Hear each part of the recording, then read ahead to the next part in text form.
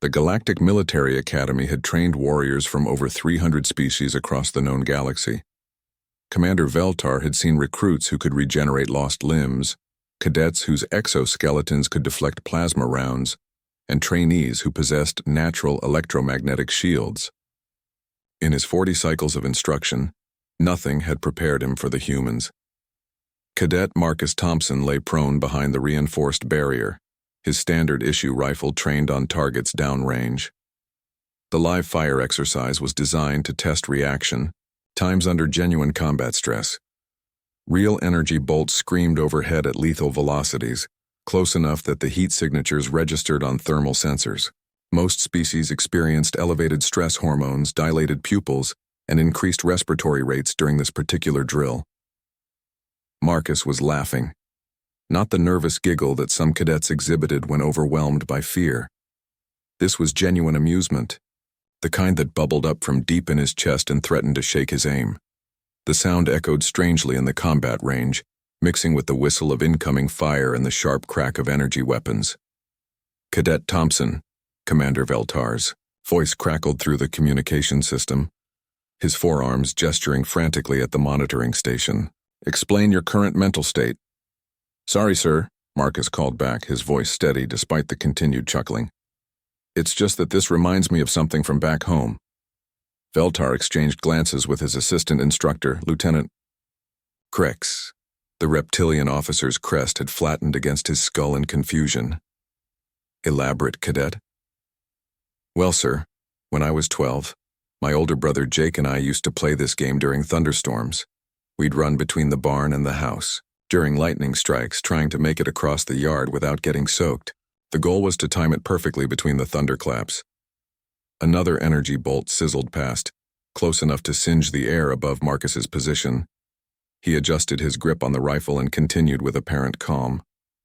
The thing is, sir, Jake always said the best part was when you could feel the electricity in the air right before the lightning hit. Made all your hair stand up. Kinda like now, except instead of rain, it's plasma fire.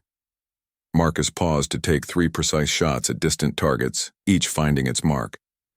Guess it just brought back good memories. The control room fell silent, except for the hum of monitoring equipment. Veltar had reviewed Marcus's psychological profile extensively.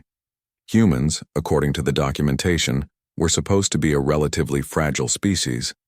They lacked natural armor, possessed limited regenerative capabilities, and required specific atmospheric conditions to survive. Yet here was one of them treating a lethal training exercise like a childhood game.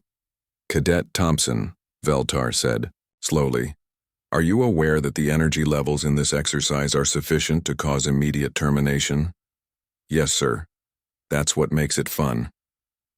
Lieutenant Krex's crest had now completely disappeared beneath his collar. He leaned toward Veltar and whispered urgently, Commander, I've been monitoring his vital signs throughout the exercise. His heart rate actually decreased when the intensity increased. Veltar studied the readouts with growing concern. Most species showed predictable stress responses during combat training. The Zentorians became hyper-focused, their multiple eyes dilating to absorb maximum visual information. The crystalline shards generated protective harmonic frequencies that created visible auras around their bodies. The gaseous nebulans dispersed slightly, spreading their consciousness across a wider area to minimize damage from potential hits. Humans apparently laughed. Cadet Thompson, report to the observation deck immediately. Marcus rose from his position with fluid grace, checking his weapon's safety mechanisms before securing it to his gear harness. He jogged toward the exit with the easy stride of someone completely unaffected by the experience. Minutes later, Marcus stood at attention before the 2 instructors, his expression respectful, but still carrying traces of amusement. Veltar noted that the human's breathing remained steady. His pupils were normal size and there were no visible signs of the stress hormones that should have flooded his system. Cadet, explain to me why you find mortal danger amusing. Marcus considered this seriously. I don't think it's the danger itself, sir. It's more about the challenge. Back on Earth, humans have always been drawn to activities that test our limits. We climb mountains that could kill us, dive to ocean depths that could crush us, and race vehicles at speeds that would be fatal if something went wrong. But why? Lieutenant Krex interjected, genuine curiosity overriding protocol. Because we can, Marcus replied simply. Because the possibility of failure makes success meaningful. Anyone can hit a target on a peaceful range. But hitting targets while dodging live fire? That takes something extra. That's when you find out what you're really made of. Veltar found himself reconsidering everything he thought he knew about human psychology. Are all humans like this? Marcus grinned. Oh no, sir. Some of us are much worse. My sister Emma? She'd have been doing backflips between shots just to make it more interesting. The two alien instructors stared at each other in dawning comprehension. They had always wondered how humanity had managed to explore the most dangerous regions of space, establish colonies on hostile worlds, and volunteer for the most perilous military assignments, despite being physically unremarkable compared to other species. Now they understood. Humans weren't brave despite the danger, they were brave because of it. Commander Veltar made a note in Marcus's file. Recommend advanced combat training.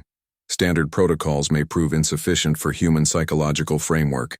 As Marcus left the observation deck still chuckling softly about something, Veltar wondered what other surprises the human contingent would bring to his carefully ordered academy. He had a feeling he was about to find out.